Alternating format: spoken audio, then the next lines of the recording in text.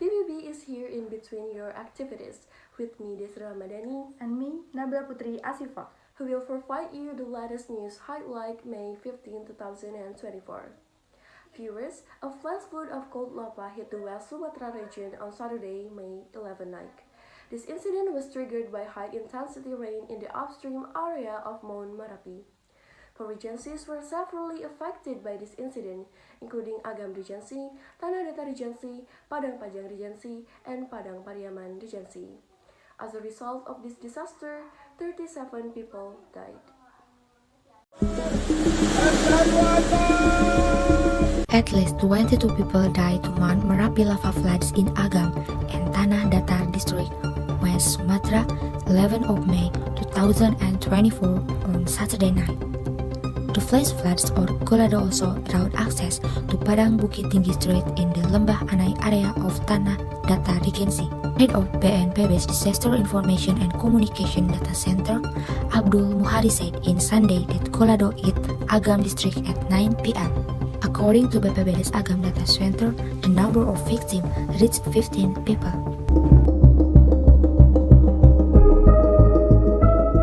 The other fatalities come from Tanah Datar Regency related to road access. Padang Pariaman Police Ajun Chief Commissioner Ahmad Faisal speak up. Jalan di Lembah Anai terputus. Artinya masyarakat tidak lagi bisa mengakses jalan dari Padang Pariaman atau dari Kota Padang menuju Bukit Tinggi melewati air terjun Lembah Anai. Jadi saya harapkan masyarakat tidak perlu lagi melintasi Padang Pariaman, lebih baik putar ataupun tidak melewati jalur tersebut. Flooding from Mount Merapi had occurring in early of April 2024 and Manda Bukit Batabuah Candung district, cut off Bukit Batabuah Lasi Street. Floods also hit Nagari Aing Angek 10 Koto district, cutting off Padang Panjang Bukit Tinggi Street. Moving on to Indonesian political news. Presidential candidate number 2, Prabowo Subianto, was congratulated by US President Joe Biden for winning the vote in 2024 presidential election. The congratulations were conveyed by Biden through a letter on the official letterhead of the White House, Washington, dated March 12, 2024. The letter was delivered directly by US Ambassador to ASEAN Yohannes Abraham Tuesday, May 14, 2024.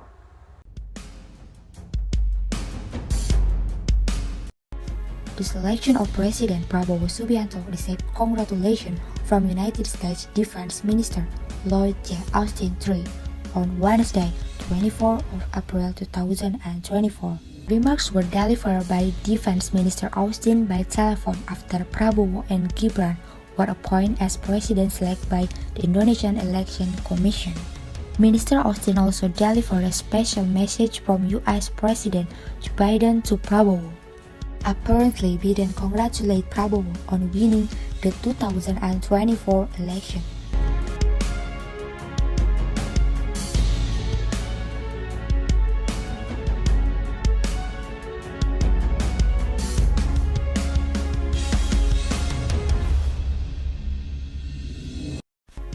Prabowo expresses gratitude for the remarks given and affirmed Indonesian commitment to fostering close partnership with the United States.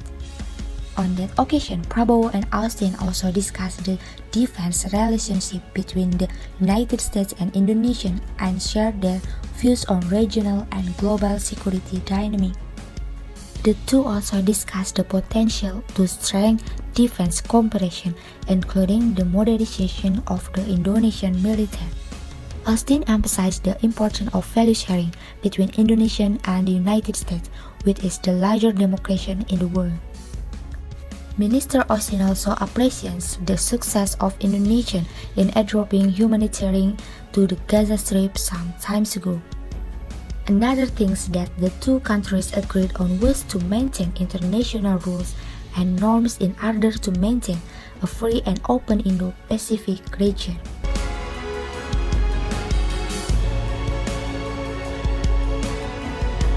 Next news from the world of sport. Viewers, the Indonesian age 23 soccer team arrived in the country on Saturday morning. The young Garuda squad claimed to have learned many valuable lessons and experiences while competing in the age 23 ASEAN Cup, which took place in Qatar. Although they have not managed to appear at the 2024 Paris Olympic, the achievements in the ASEAN Cup can be valuable capital to organize Indonesian football in a better direction. Landed at Terminal 3 Soekarno-Hatta International Airport at 7 a.m. with Indonesian time. The under-23 national team's player and the coaching team were immediately welcomed by the Indonesian people. Indonesia's success in ranking fourth in the under-23 ASEAN Cup in Qatar. Although they have not managed to qualify for the 2024 Paris Olympic, the under-23 national team's players are grateful for being able to advance to the 2024 ASEAN Cup position. The main goalkeeper of the under-23 national teams, Hernando Ari, and the number 8, Witan Sulaiman, admit that they gained many lessons and experience while competing at the Asian level. According to them, this can be a new spirit for Indonesian football to continue to develop and compete at the international level.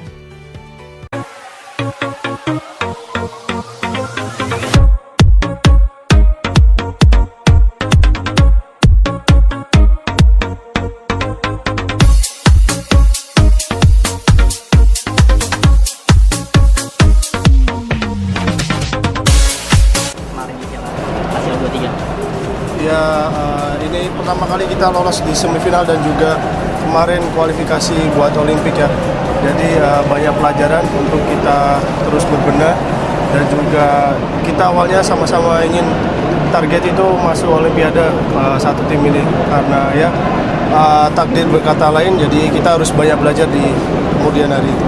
Dan ya yang pastinya kan sepak bola kita sekarang mulai berkembang dan ya dari kami juga pemain kita juga berharap sepak bola Indonesia sudah berkembang dan semoga juga supporternya bisa lebih berkembang lagi juga dari. Okay, next up is our headline today. The innovation in waste management comes from students' community, that is Terracotta University of Muhammadiyah, Yogyakarta. Terracotta is a community engaged in the social environment that discusses and manages a short waste so that it becomes a new product that has a use value. Terracotta also has a role in raising awareness to students regarding the importance of reducing plastic waste. For more details, we have our colleague Lutfia Zahran at Terracotta Yogyakarta Base Camp. Alright, good afternoon Lufia. How about a further explanation of Terracotta? Hello, good afternoon. So here I'm with Miss Nadara Matila. She's a student of Yogyakarta Muhammadiyah University and she's also a founder of an organization that works in a field of environmental care. Hello, Miss Nadara Matila. How are you today? I'm good, thank you. Alright, glad to hear that. I heard that you are the one of the founders of an organization that works in the field of environmental care. Would you like to tell us what kind of organization is that? Alright, Terracotta is a community that operates in the area of social and environmental awareness, focusing on waste, discussing, managing, and sorting waste, so that it becomes a new product that has use value. This waste also has its own category, namely organic and inorganic. Each type of waste has different stage of management, but the aim of management is to reduce the amount of waste produced by human activities. Then, this Terracotta was founded by 4 Yogyakarta Muhammadiyah University students who first spread to Yogyakarta Muhammadiyah University and then tried to spread it to other places.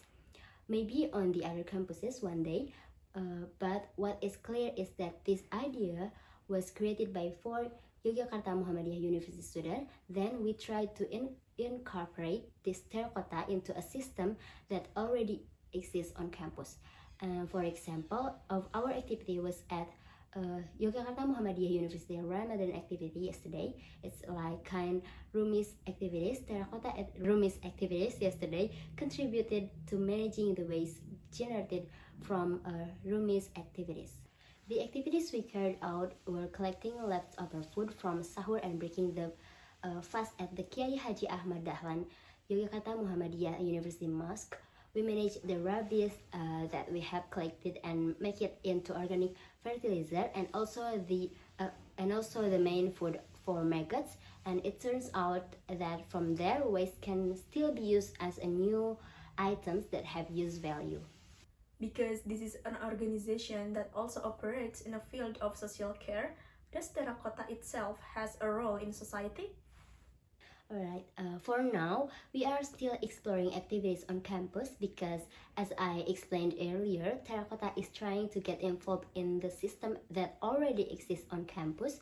For example, utilizing waste generated from campus activities such as the Yogyakarta Muhammadiyah University Ramadan events yesterday. But of course, because we exist and are present with the background of high awareness of waste, especially in Yogyakarta, we really want and try to be able to spread and have a role in the other place too, not only on campus. Alright, at the beginning you mentioned that you and your friends are the founders of this organization, but do you have any support from other parties? Okay, for our support for now is collaborating with LPM. It's like Yogyakarta Muhammadiyah University Community Empowerment Institute to obtain funding, which we can then use the managed waste and expand the reach of Terracotta. And in essence, we are trying to expand from the campus environment first, and hopefully one day we can get bigger and spread to other places too. Alright, maybe this is the last questions. What are your hopes for this organization in the future?